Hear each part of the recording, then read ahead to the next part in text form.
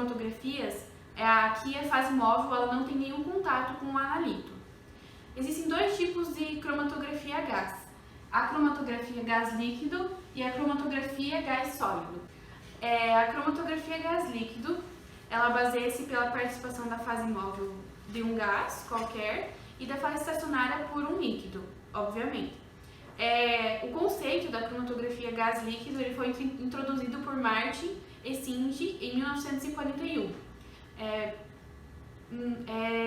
No começo, ela não foi muito usual. Demorou um tempo para que ela fosse conhecida, para que a técnica fosse conhecida e comercialmente usada. Então, a partir daí, a cromatografia gás líquido ela acabou dominando todo o comércio. A cromatografia gás sólido, obviamente, a fase móvel é o gás e a fase estacionária é um sólido. Ela tem seu princípio em que a fase estacionária ocorre a retenção de analitos por meio da absorção. Ela não é tão usual e tão comercialmente realizada quanto a cromatografia gás líquido, mas eu acho válido a gente estar apresentando também ela, porque ela também faz parte do assunto. Olá, hoje eu vou explicar um pouquinho então sobre o cromatógrafo a gás. Então aqui nós temos a estrutura básica dele. Então ele é dividido então nessas partes. Inicialmente nós temos então o cilindro a gás, cilindro de gás, cujo não é um gás usualmente encontrado. Ele é um gás específico devido à sua alta pureza. Então até mesmo os gases utilizados em hospitais, eles não têm a pureza específica suficiente para ser usado nesse equipamento. Então, devido a isso e devido a serem gases nobres, por não sofrerem nenhuma influência das outras substâncias e serem inertes em relação a isso, o custo deles é extremamente elevado. Então, eles são separados então, em três classes, basicamente. A classe A, que possui 99,995% de pureza.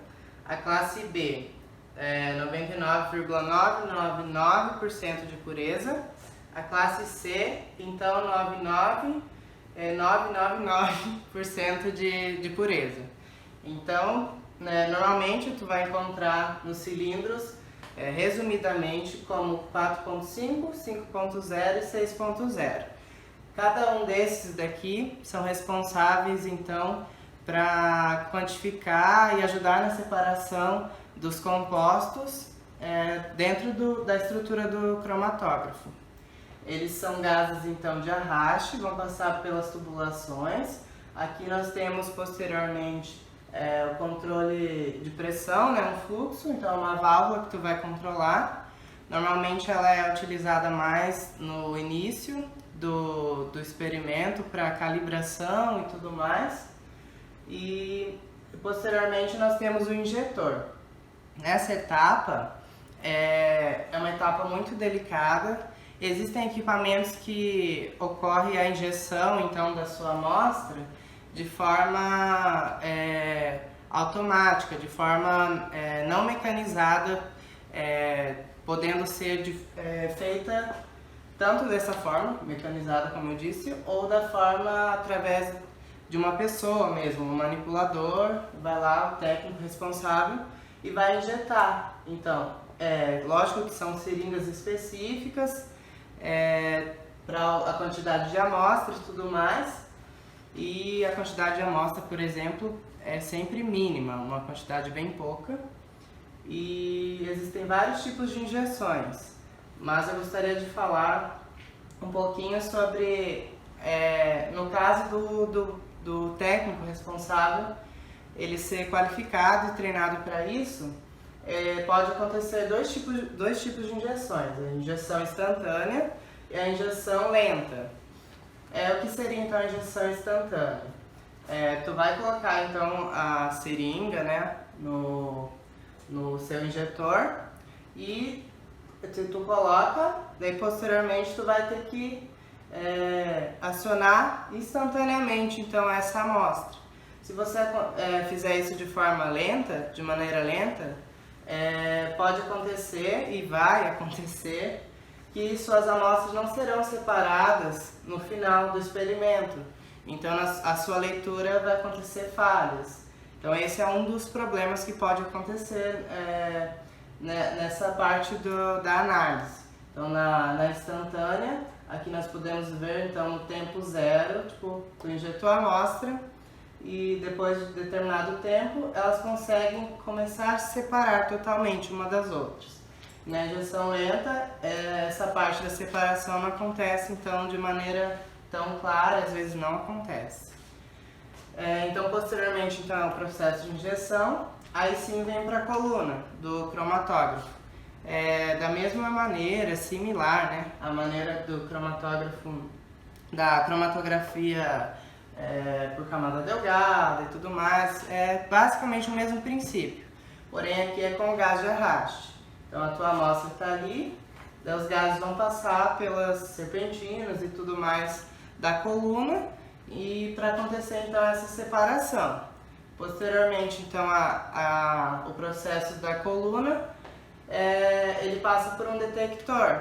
Esse detector ele é responsável por quantificar e por identificar os tipos de compostos que estão ali, e ele vai gerar então sinais, e esses sinais eles são posteriormente transferidos para um software responsável, que ele consegue gerar então picos padronizados então conforme a quantidade e o tipo de moléculas ou substâncias que estão ali. Então esses daqui são os picos, um exemplo, né? Pode acontecer vários, tanto maiores ou menores, e através de métodos estatísticos, cálculos e tudo mais, tu consegue quantificar também quanto tu tem de cada amostra.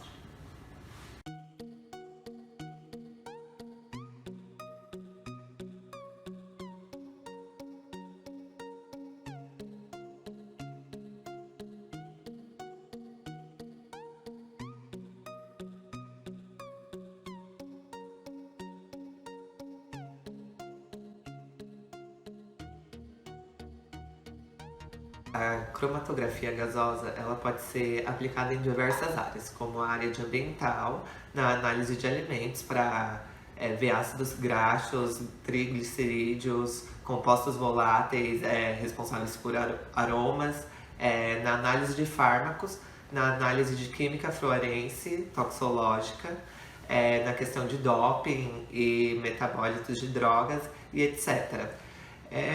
A gente hoje não vai ter uma prática mostrando como se funciona o cromatógrafo a gás, porque é um experimento que é um custo financeiro alto.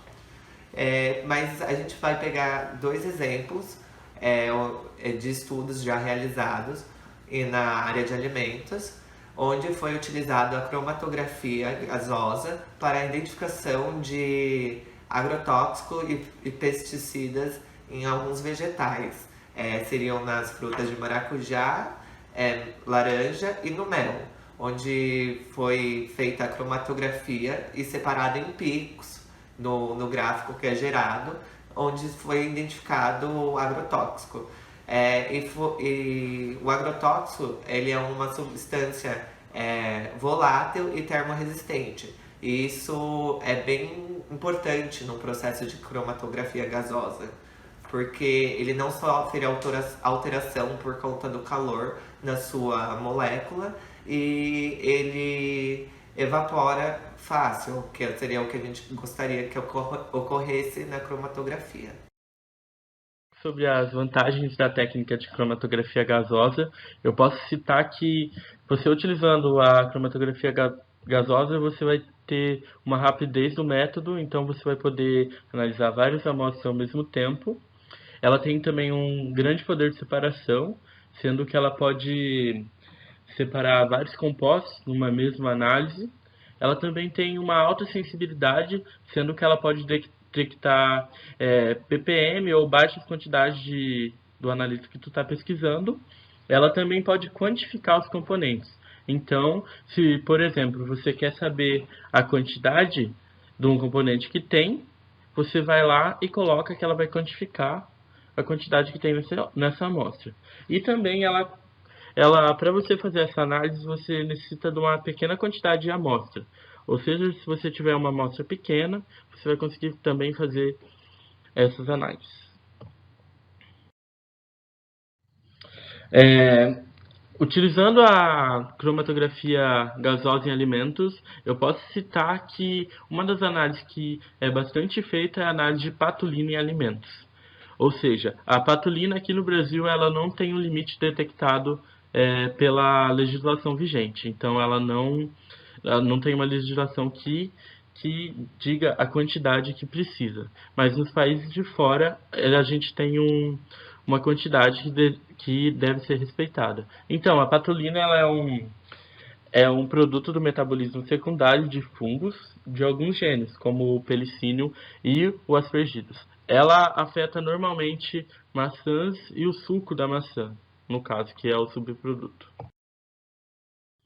Então, o Codex Alimentarius, ele indica o nível máximo permitido de patulina no suco, sendo de 50 microgramas por litro. E também na maçã seria também de 50 microgramas por grama. Daí.